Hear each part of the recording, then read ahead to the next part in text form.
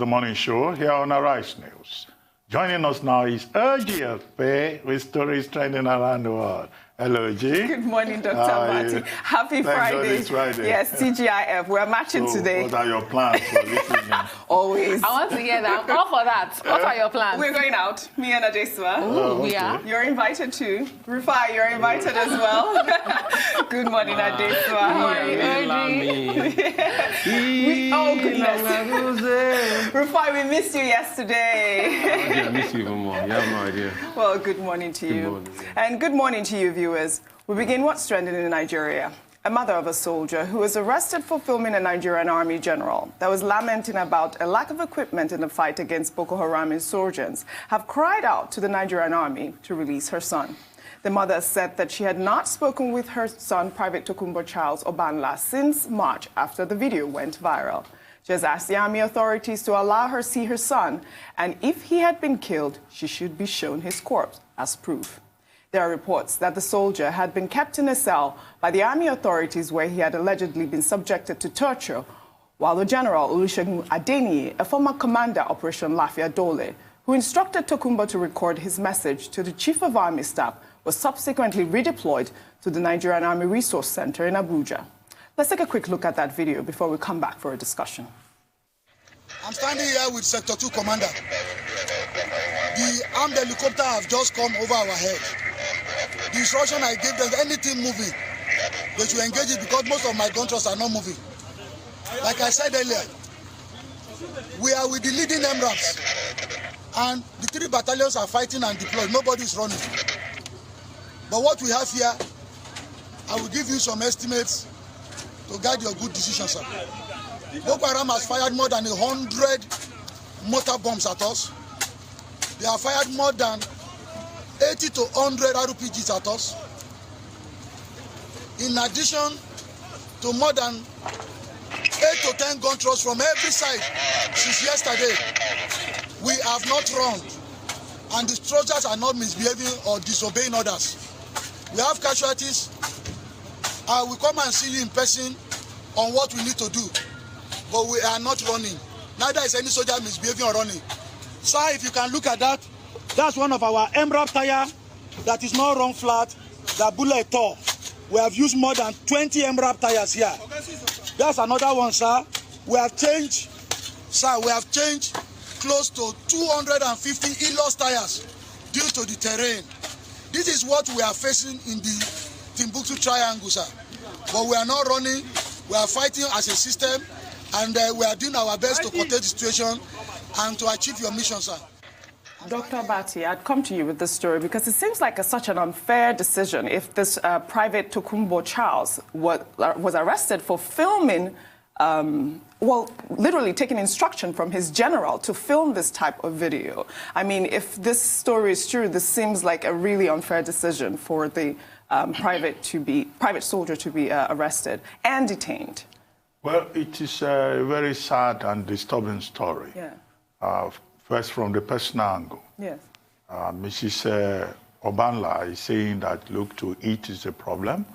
Her husband, who was also a soldier, and the father of Private Obanla, who seems to have disappeared without trace, she says he's also ill, and that the entire family is distraught, disoriented, disturbed, because of the treatment that has been meted out to their son. She went further to also say that she contacted General Adeniyi, and General Adeniyi told her that she should pray for her son. Now, that in itself is a bit confusing. Pray for her son, how? What is his condition? What is his offense? On the surface of it, you will say he was acting on the instructions of a superior officer who asked him to just take the video of his statement. And whatever statement was made by the General Olusegun Adeniyi. Now, General Adeniyi has been redeployed. He raised questions about the operational deficiencies on the battlefront of the Nigerian Army. Now, he has not been locked up. He has not been sacked from the military. But he's the man who took the video that has disappeared without trace. So I hope that Colonel Sagi Musa and the military hierarchy will take special notice of this complaint, and you've done well by bringing it to the attention of a wider audience, that the spokesperson of the army will address this. That's Colonel Sagimisa. Yes. And beyond that, the leadership of the army will address the matter also. Secondly, there is a lay-down procedure in this particular case. I would like to recommend to the Obanlas to write a formal petition to the Chief of Army Staff and the Chief of Defense Staff, and to go a step further to engage the services of a lawyer who can take up the case pro bono, to engage the military authorities to ask for the whereabouts of Tokunbo Charles Obanla, their son, because he certainly cannot just disappear. The army owes the family an explanation as to his whereabouts. If he's in detention, they should know. If he has committed any offense, he should also be entitled to fair hearing. If he's going through a court martial, yes, his lawyer must know. He must be given the right to defend himself, because the military authority may say, yes, they operate under martial law, but they are not above the laws of Nigeria, as enshrined in the Constitution of Nigeria. Again, this is a case of utter embarrassment to the Nigerian army, because we have also had cases of other soldiers who released this kind of video and who were said to have been sanctioned and court-martialed by the military. At least in 1 or 2 cases, their whereabouts were disclosed.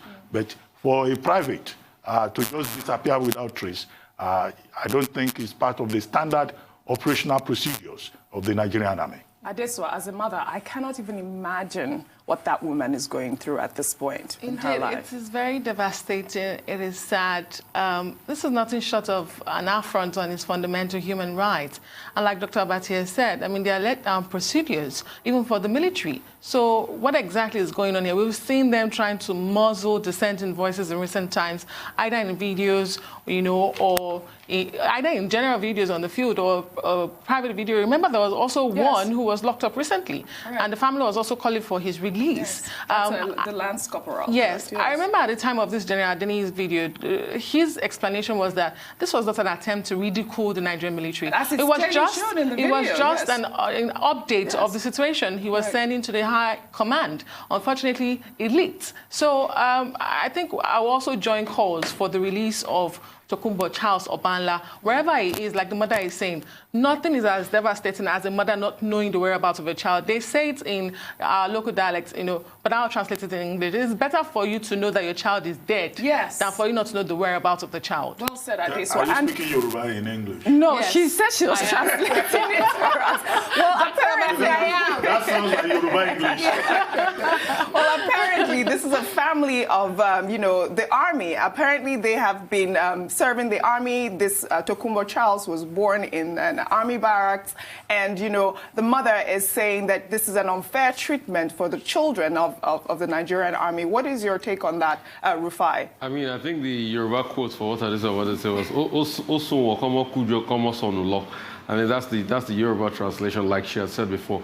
But Oji, please, I would like you to play the video of the mother speaking, so that Nigerians can hear the pain of that woman. If you can play that video, that would just be my, if it has audio, that would be my comment, so that we can hear the pain of this woman. Because you see... I believe that video was another of the Obanla family. So she was also lamenting about. Yes. Okay, but the painful thing is, Oji, we can't continue like this as a country. I keep begging, please, whatever the spokesperson in the army is going to do, he should come out and lay this matter to rest. You know what we are doing? If other young people are seeing things like this, they will not want to serve their country. You can't say because somebody took a recording of a failure of how the army has failed its own soldiers, and you keep him, you court-martial him, you hurt him, and they are telling the parents that you should go and pray for him. You see, that's not how to build a country.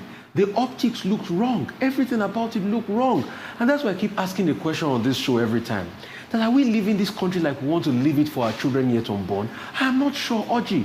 It's quite very shocked. I'm shocked. Immediately, the army should bring this boy out, wherever they might have kept him, and ensure that, we do a proof of life video for him. There's nothing he has done wrong, except they said he was the one that shared. We've not seen any allegation like that. Please, I don't know. I don't know what we are doing in this country. It's fast becoming a very barbaric country. It's saddening. It's scary. What's happening? No, Nigeria is not a barbaric country, but some people inside Nigeria are behaving like barbarians. Some people inside Nigeria, I take that back. Nigeria is a great, loving, sweet country, but some people inside Nigeria are fast making it look very, let me use the word, one kind. But you see, it's stories like this that will seem to explain the reason why in one day, in one fell swoop, 256 soldiers will say, oh, they don't want to be part of this process again. They want to go and be traditional rulers, or they are just tired of serving Nigeria. And that is not a good story when your soldiers begin to desert the war front, or they jump ship because they've not been well treated, and they see that their rights are not protected by the institution that they serve. Good point. Well, still in Nigeria, let's take a look at this video of a young poultry farm owner accusing the federal government of neglecting the agricultural sector while supporting the entertainment show Big Brother Naija. In this video, the poultry farmer urged the federal government to invest more in promoting agricultural businesses, especially among the youth. Let's take a look. I've been short feeding since last two weeks now. I've been short feeding, so I will short for dying. It's quite unfortunate tí ẹ pé president mi orílẹ̀-èdè Nàìjíríà wọn rí anything ṣe sí ọ̀rọ̀ tó wà lẹ̀ àti governor state. Look at I start having mortality on the floor. Look at the mortality. Look at everywhere that is counting. Ẹ wo ẹ̀yin ọjọ́ mẹ́rin rèé lórí truck, but my governor is not doing anything to us. But he can encourage a program like Big Brother Nigeria. Look at me. I'm doing this for over 10 years now without any assistance of the government. And you ask the youth to go into farming, and you have no provisions for us in times of help. Ẹ wo mortality lele. Ẹ wo mortality lele. Mo ti bury mẹ́ta lánàá. This is 2 this morning. This is 2. Look at this sick bed. Mi ò rówó tí ma fi ra oògùn, tí ma fi rògùn fún. Ẹ wo cage. Ẹ wo cage. Look at cage. A very quality cage. Otin gets rotten because I don't have money to stock beds inside, and I'm trying to ensure food security in my country. Our children are telling us not to calm down. They are asking us to speak up. They are asking us to speak up that we need assistance, and we need you because you have encouraged us to go into farming, and you can't leave us now. Because if we can crown a person that is waking up inside Big Brother house every day to become 85 million naira, if I have that 85 million naira, I will ensure food security in my country. I will ensure job employment in my country. Please come now and come and rescue us. We need you.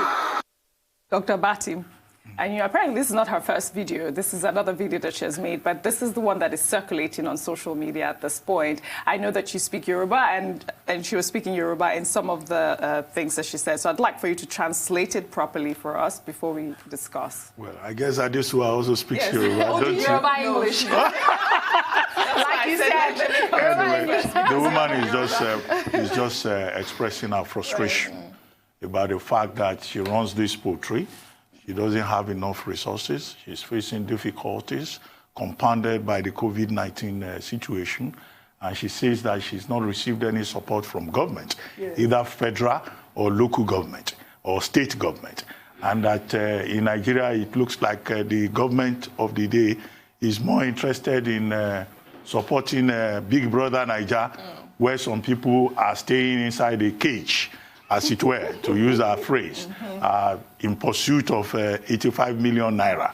And if she were to be given that 85 naira, our facility will not be this empty. Our birds will not be dying. She will have enough resources to keep our poultry going and be more productive. So that's the point she's making. But the only caveat is that it's not the Nigerian government sponsoring Big Brother Naija.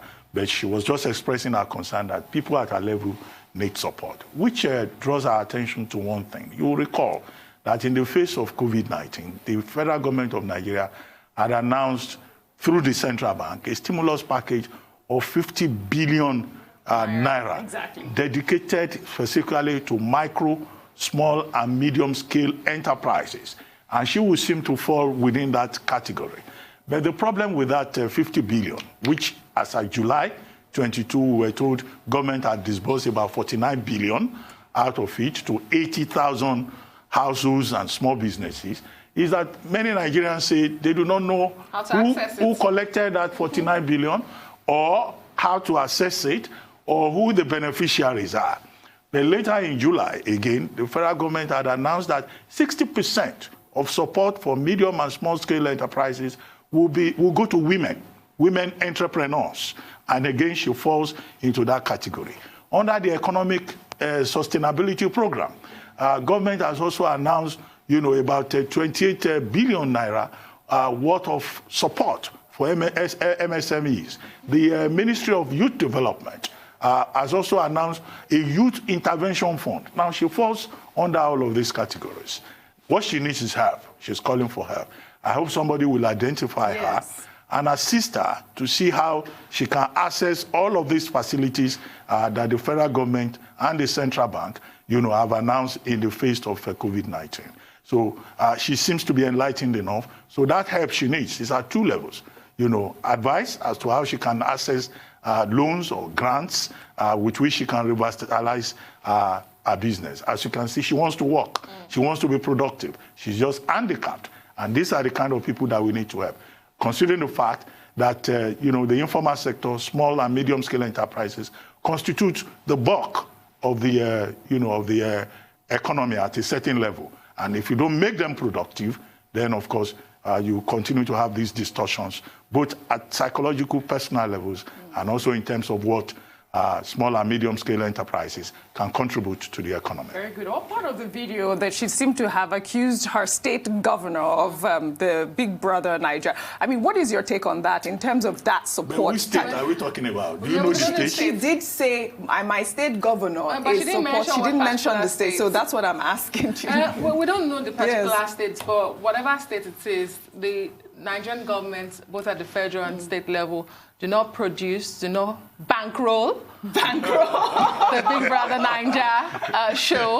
Let's put that out there. But I feel her pain. Is there a way that they could do more in terms of putting these business owners in a system whereby she could be supported if they do some sort of competition, something like that? Obviously, I think that's what she's calling for. I think that's really what it is that she might have. I think that there's a lot that needs to be done. Yes, the CBN has disbursed these monies, but is it far-reaching enough? This shows abroad where these people that own restaurants or they get into some sort of competition, and some of them are and some of them are really like but how many funded by. When you look at the bulk of the MSMEs that we have, about over 90% of them make the Nigerian economy. How many shows will support businesses like that? How many winners can you get from such shows? So the government needs to do more. And like I said, I feel her pain. There are warnings of starvation. We are at the brink of starvation.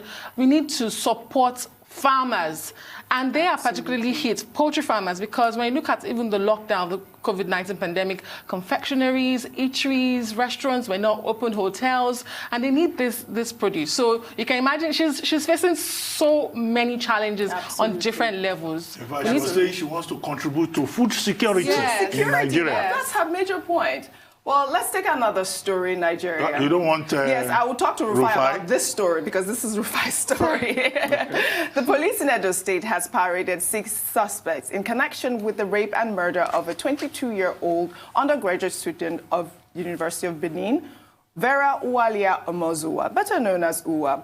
One of the suspects, Collins Olegbe, confessed that Uwa's landlady paid him 1 million naira to have her killed. Collins, who claims to have attended the same church with Uwa, said the landlady, Mary Ade, gave him a handkerchief to wipe her private parts, which she planned to use for ritual purposes. Rufai, how heartbreaking is this story? I mean, that we see that this is not even just a random rape and kill case. This case is like a ritual case. It seems like. I'm more than heartbroken. I'm really more than heartbroken. I mean, I just want to know what the motive is. It pretty much reminds me of an Agatha Christie novel. I don't know, maybe this is Murder on the Orient Express or Murder in Uwa's case. I don't know what the landlady wanted. There was also another case about the pastor of the church Uwa was. I mean, I don't know what the motive was, just to end the life of this young girl. And somebody that can bring out 1 million naira, pay somebody 1 million to do money rituals. You can use that money to start a business and get better yourself. So was it really about money rituals? 1 million naira in Nigeria of today is not small money. So I don't know what the motive is, but I want them to fight this case, you know, to a favorable conclusion. Because you see, we don't fight cases like this and we don't end them well in Nigeria. In the end, we just keep going on and on and on and on. In case we forget, this is the same country that the Attorney General was killed. We've not found the killers till today. Nobody has been prosecuted for that killing. So please, this Uwa case should be different. We should do everything possible to ensure that the killers are brought to book. We should investigate properly and ensure that everybody that has a hand or anybody that has a hand in Uwa's death should face the full wrath of the law, because it's very sad. Just imagine what Uwa would have been. And that's what I keep asking. Are we living this country in such a way that we're going to leave it for our children yet unborn? That's the question I keep asking. Yes. Why kill? Why? I ask it because I'm baffled at the things that happen, and it hurts to the bone. It's Uwa today, it might be any other person tomorrow. The suspects have made confessional statements. Yes. One or two of them deny that they were part of it. Some have confessed to the crime with their mouths, and that carries a very strong weight in terms of the prosecution. We just hope that the police will do due diligence and make sure that these persons have their day in court. Murder, rape, these are the very serious crimes that they have committed. And I think that the pastor of that Redeemed Church, where we went to study, he has more or less been vindicated because he has not been implicated in this matter. You recall at the time that some people were pointing accusing fingers at the pastor, saying that maybe the pastor knew something about it. And I think the pastor will be relieved now that nobody has pointed in his direction. But whatever it is, any form of criminality in society is condemnable and should be sanctioned. We're talking about human life here. Yes. And, you know, only God knows what the family is going through at this point in time. And look at those young boys collecting money to go and kill this is a thorough another human being. Because apparently this lady that they call Mary Ade, she's saying she has nothing to do with it, that it's some sort of frame-up. So let's just hope it's a thorough investigation. We'll take our final story on their entertainment in South Africa. One of the country's most decorated musicians in recent years, who's captured the hearts of millions across the globe with the hit song Jerusalem, has hit another milestone. The singer and producer Master KG posted the hit song on YouTube in December 2019. And on Wednesday, the song reached 100 million views on the streaming platform. Congratulations to Master KG and everyone in South Africa. Don't you just feel so alive right now? Congratulations also to Open Mic Productions, to Nosembo, and to Burna Boy, because there was a remix that had Burna Boy in it. And the combination of Nosembo, Master KG, and Burna Boy is another advertisement of the quality of talent of Africa. Well, you guys have a great weekend. Thank you, Okpe. And that's all on today's edition of The Morning Show.